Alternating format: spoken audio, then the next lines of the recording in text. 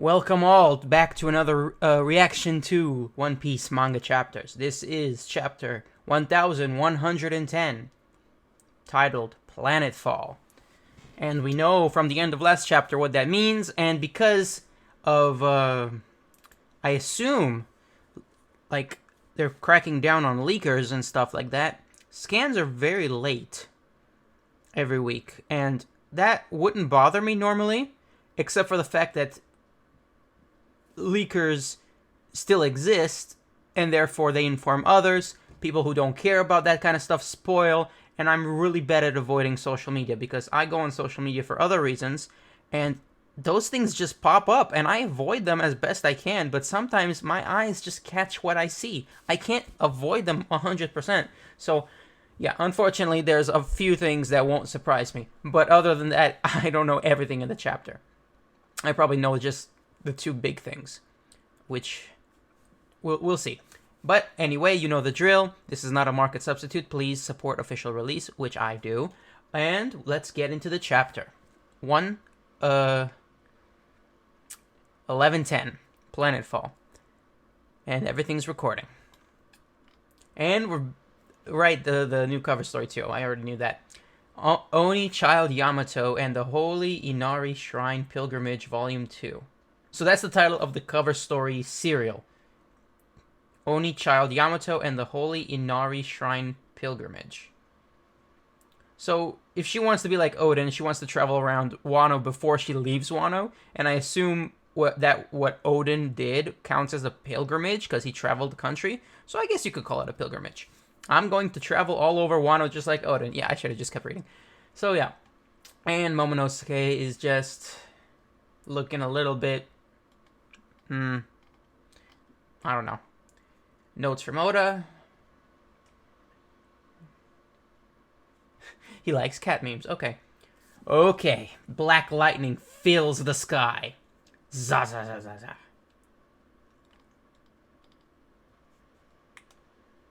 What in the world? It's just like when Saint Saturn arrived. I hope everyone's okay. Finally, they're on the ship. Ooh, I've never seen an archer giant. Those things must hurt. Those arrows, I mean. Including hockey? Yeah, those things are hit. There's Dorian Broggy. The Holy Land of Marie-Joie. Stella, what's that? Oh.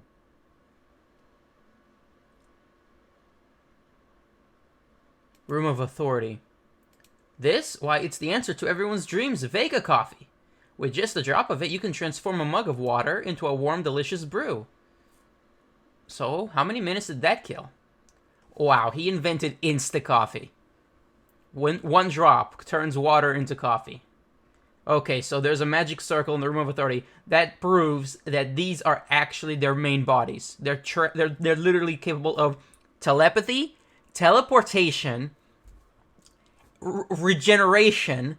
They're broken as heck, and I am into that. But yeah, so there was theories out there that they're, clones or some sort of doppelgangers, and that they're being controlled remotely. Nah, it's their main bodies. It's obviously their main bodies, confirmed now. It wasn't exactly a strict deadline, but we still have 7 minutes. Okay, yeah, I knew that spoiler, that detail. Let's start as scheduled. Yep. Oh, new shapes. New shapes. I haven't seen these specific panels yet. Wait, I'm trying to read these in the right order.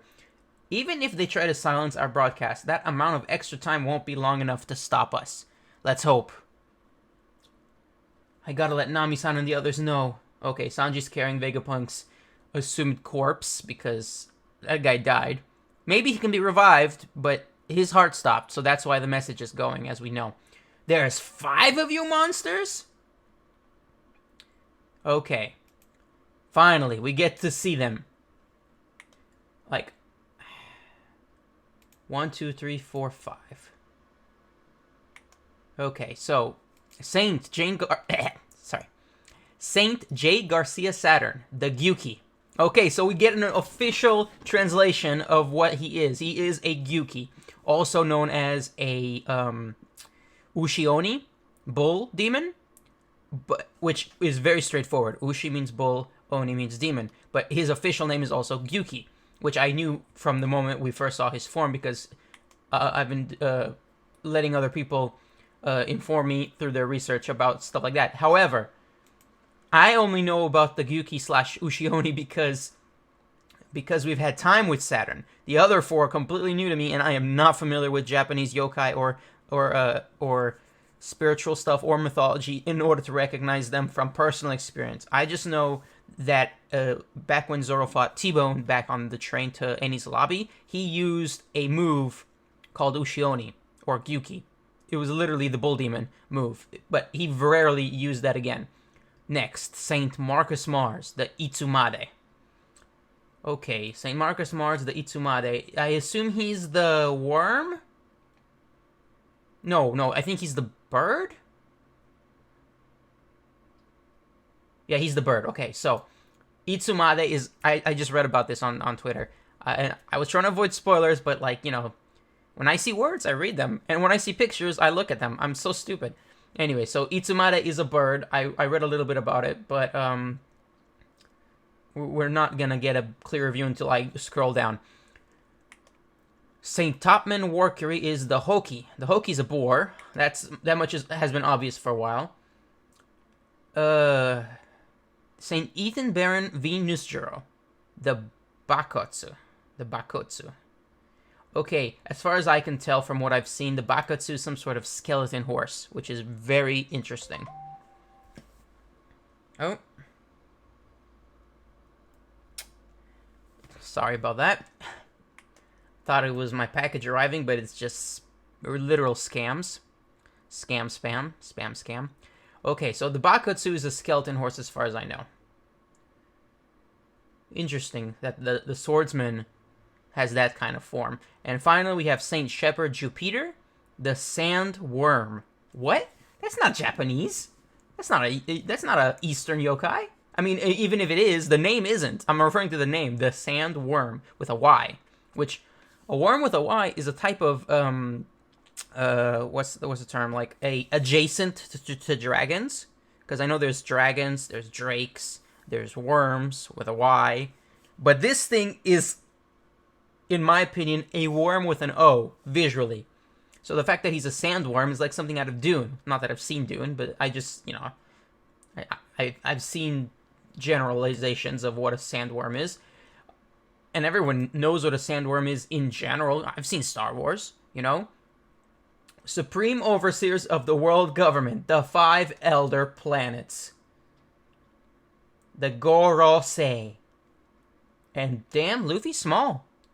Okay, now we get a very good look. The Itsumade, the Itsumade is reminiscent of a Quetzalcoatl, in my personal opinion, but that's not what it is. This is a Japanese yokai. It is a bird creature with a very long neck and long tail, large wingspan, and in the mythology, he's supposed to have a human-like face or a skull-like face. But to me, this just looks like a dinosaur. The Hoki is just a big ass boar. Nothing crazy there. Like, it's got 4 tusks. So far the Ushioni is still standing out to me as something crazy. The sandworm, however, is very, very large in my opinion. I think the sandworm has a very unsettling mouth. And finally, the most... I don't know what the most he is. He's the Bakotsu is literally a skeleton horse. I was right. Oh yeah, and I forgot that it did cross my mind to check, and I'm glad I noticed. They all have the black cloud rings and wispy manes, just like Lucci and Kaku. All 5 are virtually confirmed awakened mythical Zoans. Like, Zoans are tough. Mythical Zoans are even tougher. Awakened Zoans are even tougher. But awakened mythical Zoans? Hot Damn. But technically, Luffy's an awakened mythical zone. But it's 5v1, so it doesn't really matter. Okay, yep. Skeleton horse. They literally make the animal noises. Oh, he's using observation hockey. I assume.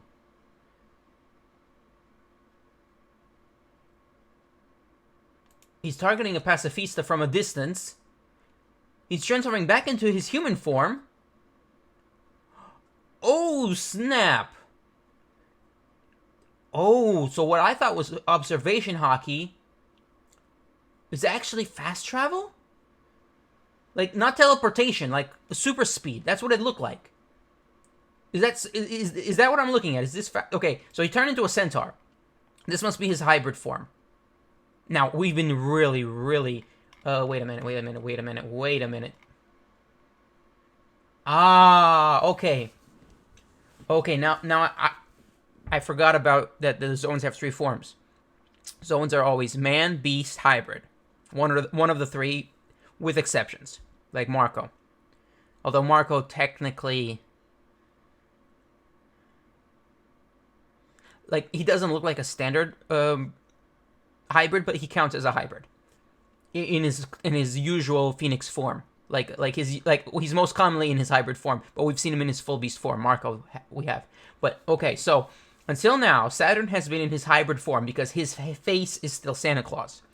The other 4 that appeared were directly in their full beast form. They're big and they have no human features. Then Venus Juro uses some sort of fast travel, and before he arrives, he transforms into his hybrid form. So instead of a skeleton horse, now he's a skeleton centaur. But from the waist up, he's not a skeleton. He's just Venus Juro. And he literally uses that sword for the first time in the story, and that is a slice on a PX Mark III, number 16. What? Something stopped the pacifista. Wait, was it fast travel and he's already gone? Okay, he wasn't sliced in half, he just stopped. I mean, I was about to say rest in peace number 16, but I'm very... Oh. Did you see that? A large horse was spotted galloping down the coastline. A large horse. Like, he's slicing another one. The pacifista on this end have all stopped. Same here. Are those slash marks? Negative. They've been partially frozen. Oh! That's ice! And that's steam coming off of the ice, like you would expect from frozen, from dry ice. I mean, I was trying to look for the word. They've been partially frozen, but not completely frozen. So now he's reminding me of Brook, which must be a specific ability unique to the what's he called again? It's gonna take a while for me to memorize these names. The Bakotsu. Okay, so the Bakotsu must have ice powers.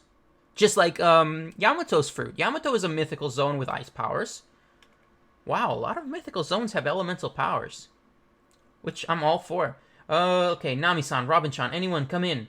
It's hard to explain what's going on down here, but we can't waste any more time. Get out of there. Huh, Sanji-kun, what's going on? Yep. There goes the Inutsude. Did I get that right? No. No. It's Itsumade, not Inotsude. Like, I don't know where that came from. Itsumade. Okay, so the Itsumade is flying up. Sanji warns Nami. No, okay. Attention all troops. This announcement is regarding the fallen pacifista. The freezing of their neural circuitry has rendered them temporarily paralyzed. Okay, random doctor. So, Venus Juro froze them. That way they could neutralize them without destroying them, and therefore maybe use them later if they get rid of Bonnie. That's smart. That's smart because they're expensive. Like, just outright destroying them would have been a waste. They're very smart, these people. Someone on our side did that? That solves the friendly fire problem. This is our chance. Eliminate Bonnie. Wow. So he literally, without damaging them too much, paralyzed them using some sort of ice attack. Which... Again, he's like a fusion between Yamato and Brook in the sense of a freezing sword attack from a mythical Zoan. Okay. She was heading to the northeast shore with the Straw Hat crew. Half the pacifist have already been neutralized. I think the fast travel aspect of Venus Zero is the most impressive part. But now we're concentrating on the Itsumade, which is Mars. Okay, so Mars is going up to the barrier. Mars is going up to the barrier. Whoever did it must be an ally. Just focus on escaping. A literal monster is flying up there. You have to run now. Yep, okay, so down below, he's freezing them. Mars is up at the level. He attacks the barrier. There's an explosion. But, okay, it freezes another one.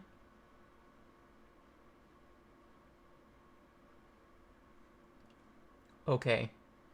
Saturn is attacking Luffy. Now the worm is about to move.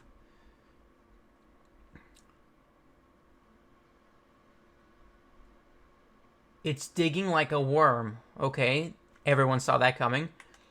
Okay, so now Saturn has a new attack. He can stretch his limbs, which is very weird. Sanji, Usopp here. We'll be sure to run, but Zoro and Jinbei aren't back yet. We've met up with Brook and Lilith, and the ship's good to go. See, I told you it'd work out. Thanks to Usopp, not you. Kick. Okay, so Usopp just made a grove of bamboo to stop the Sunny in its tracks before it flew off the barrier, but the ship is literally at a 80-degree angle. Sounds like the situation is dire, says Jinbei. If he's still fighting, I'll drag him back by force. Okay, back to the fight. Finally. Which, I already know the conclusion of this fight, but I don't know any... Well, I'm looking at it, so it doesn't really matter anymore.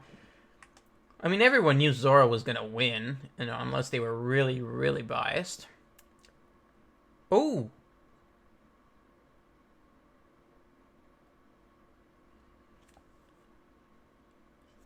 I mean, I'm just wondering how he lost that sword. Like, he literally got that sword thrown in the air. How did that happen, Zoro? Isn't it tempting to go find the source of all this strong haki? It's cropping up everywhere. Sorry, Jinbei, it's all up to you. There they are. They're still at it. Damn Mosshead, he's putting everyone in danger. What a burden. Oh. He twitched.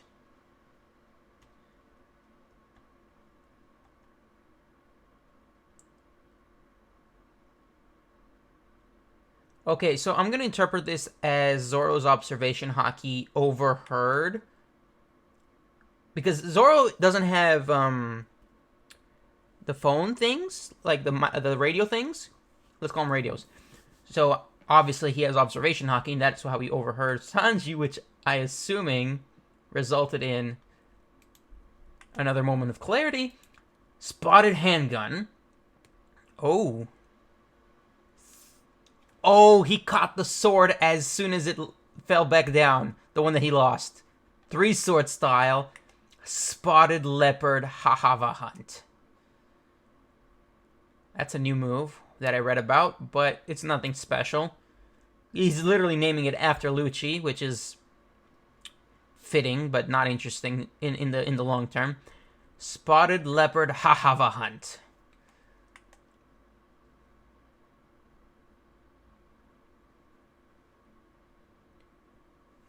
Although he did use a similar move against Kaku back in Eni's lobby. I think it was called Leopard Hunt. It was a spinning attack.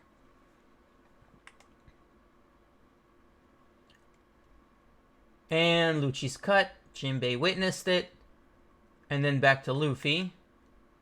Okay, Zoro beat Lucci. We knew that was going to happen, and I already read about it. Which, again, apologies. Apologies. Let's get this chapter done soon.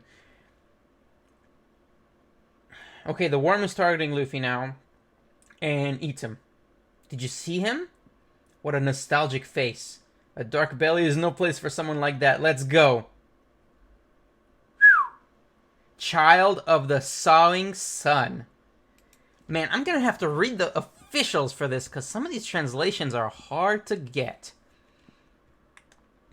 And slice. Close one. Man, they cut him out of there just like with the Island Eater Goldfish. Similar. Hang on, the old-timer giants are here too? Gaba-ba-ba, it's been too long, Straw Hat. We had to come see you, the waiting around was getting unbearable. Gya, gya, gya, gya. Cover and color spread next issue. Chapter end. Ooh, chapter notes. Okay. The title could be adapted as Falling Stars. Yeah, Planet Fall was a cool name, but Falling Stars also makes sense because, like, they're literally falling stars. Zoro's move name references Kokoba/Hahava, the coldest hell in Buddhism. The meaning boils down to leopard hunt, but he pronounces leopard as Madara. Spotted, to play off of Lucci's move. Right, spotted handgun, spotted leopard hunt. The coldest hell in Buddhism. That's cold.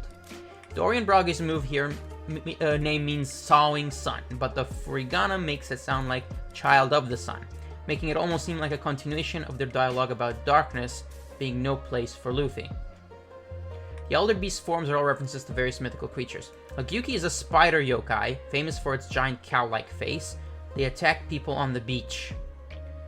And Itsumade is a creepy bird yokai with a human face and a snake-like body. Okay, I already knew that. A Hoki is a monstrous boar from Chinese folklore. Oh, so it's not Japanese. Interesting. Famous for terrorizing the countryside. A Bakutsu is a skeletal yokai that is said to be the spirit of a horse that burned to death. And a sandworm, with a Y, is a mythical serpent or legless dragon that appears in numerous modern fantasy franchises. It could also be related to similar creatures in works like Dune. Okay, very, very nice chapter. Very nice chapter. Lucci's down, but the giants and the elder planets are up. Interesting. What will happen next time? I am very excited. But, like, these new elder planet forms, even though I was spoiled to how they look like, I intentionally avoided going, like, I only got a very, very general sneak peek. I did not intentionally look for all that. This is the first time I'm getting a good look at them. So yeah, like, I'm going to assume, this is just a theory, that all 5 of them have the same regeneration that Saturn exhibited. Because regeneration seems like it's something that awakened Zoans are good at. So that for that reason, Lucci might get back up after Zoro knocked him down. We never know. Some people have been theorizing that the reason Zoro didn't beat him earlier is because he'll just get back up after Zoro leaves and gets lost, because everyone knows Zoro's gonna get lost. But beating him at the last second gives them time before he gets back up, if he gets back up, for them to escape. But, you know, how good a regeneration of a mythical zone is, it's hard to tell. Because these things are godlike beings, yokai and such, monsters, and Lucci is just a leopard. He's not a mythical. But yeah, like, the bird design, in my opinion, is very cool. The boar, it's something. The worm is terrifying. The skeleton horse is creepy. And other than that, the fast travel is very impressive. Which I guess we can call it speed, but the way that the panel was made, the way that Oda drew this, made it look less like super speed and more like some sort of observation hockey. But no, now that I'm looking back on that panel, that page, he's just fast. He a fast boy. And I like super speed. And of course, the bird can fly. That's always a plus. You can't go wrong with flying. And the worm can dig. This 5 is basically a very balanced Pokemon team, and I like that. You got your flying type, you got your ground type, you got a poison type, and we got an ice type, and the boar is literally the only one not to do anything this chapter. Which one is the boar again? Which one is the boar again? Which one's the boar again? The boar is... Mercury. Named after Mercury, the Hoki. Okay, so now that I look back, his giant mustache looks like tusks. People noticed that a long time ago, especially since the Starfall chapter, all the way back in beginning of this arc. That was a long time ago. Okay, so the bird is Mars, the one that looks like Gonfall, and the worm is Jupiter, the one who's the youngest looking one. Interesting. Sometimes the worm's face looks different. Like there's a giant mouth in this one. But we still haven't seen Emu's full form, which he's not here. Or it, or she, or they. Whatever they are. Man, this is cold. What? How am I gonna pick up a thumbnail for this? Wow. Well, I think we've discussed it enough. Stay tuned for next week, for next chapter. Man, this is a heart-beating story. Like, I'm just admiring the artwork. It's very, very ambitious. Very ambitious for him to do this with the story and just exhibit this level of horror. I don't know what other word to use than horror. Like, some people call it goofy, but I argue, and mark my words, goofy and scary or sinister are not mutually exclusive. You can be both. Luffy is both goofy and scary, both in Bounce Man form and in Nika form. You know, if you think they're mutually exclusive, then you're just limiting yourself with some sort of ignorance. You know, like, I'm not gonna get emotional about it, but like, you know, some people just, man. Yeah, but like I was saying, the boar, Hoki Topman Mercury, he's done nothing so far, so I guess Oda is saving him for next chapter for some reason. I wonder what his abilities are. Well, that's enough for this chapter. Thank you guys for watching. Please consider liking, subscribing, and staying tuned for next chapter. Like I said, I appreciate it all. I'm trying to get to, like, what is it, 500 subscribers, but that's not important. I'm just doing this for fun. Yeah, I'll see you next time. Thanks again.